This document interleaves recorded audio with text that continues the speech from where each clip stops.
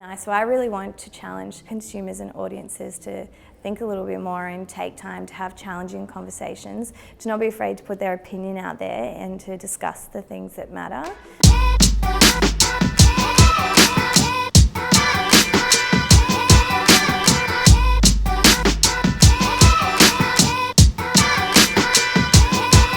Look, businesses that are socially conscious, we need more of them, but we have a lot emerging, and FLUFF is a great example of that. This is a business that lives and breathes and operates in the beauty industry, an industry that seriously needs a shake-up and an embrace of their impact on the social conscious.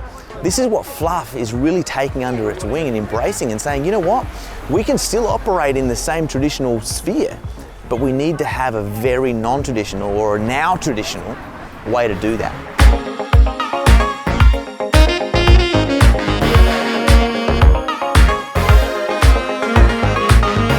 My background's in writing, and then I ended up in skincare through writing about beauty, and then became really disengaged and disheartened by the beauty industry, and so decided, F it, I'm going to do something new and something better than what exists, and basically create a beauty brand that discusses what the future of beauty is, and that being way more than makeup. I look at FLUFF across sort of a few different areas, and we have our studio, which is really more where people can come in and experience the brand and experience the staff and talk to us about the beauty industry, the advertising industry, retail, like where the industries are going. We have our products, obviously, which we're really trying to create a much better packaging experience for customers, be more sustainable or responsible with our efforts, and the manufacturers we work with and the materials we use, and also our formulations. And then finally, we have sort of the tech side of FLUFF, which is the most interesting for me, and our publishing platform and the issues that we write about, and also some cool stuff where we want to merge out tech and product.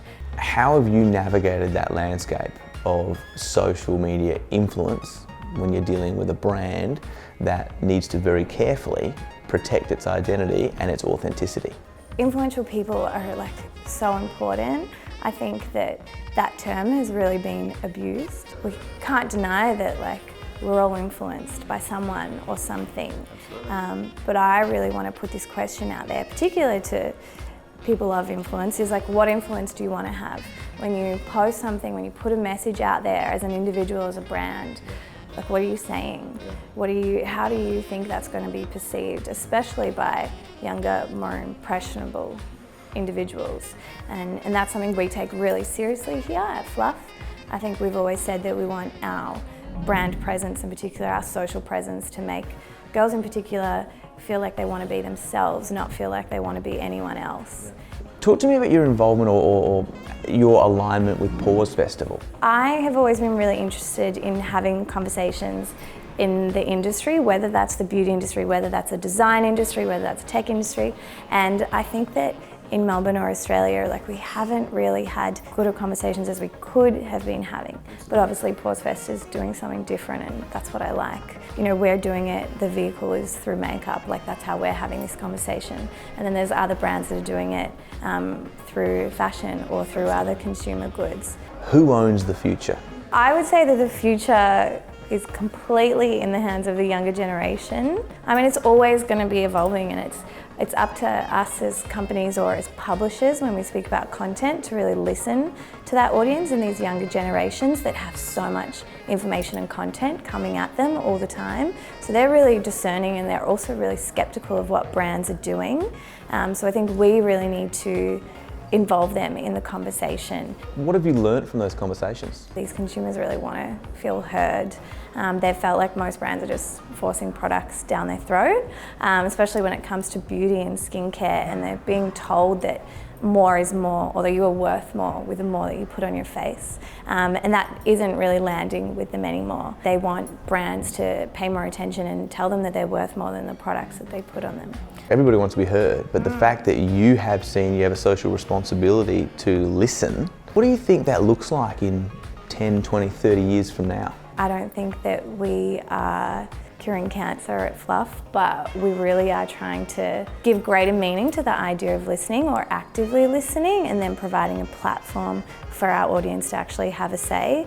And we were like much sort of more of a loose editor role in terms of what we publish and what we allow this audience to talk about.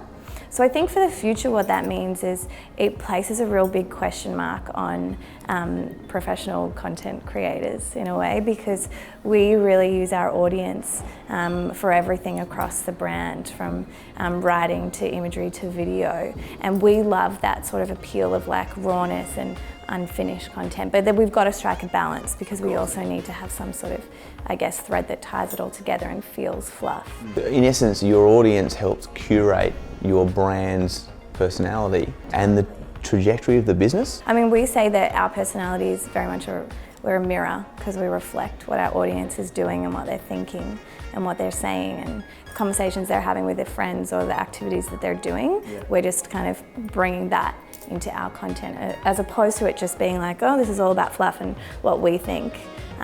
We really say this is what all of our audience thinks. At the end of the day, like, FLUFF is a team of people, like having conversations with other people and seeing what they're into and what they like, and hopefully putting more of that out into the world.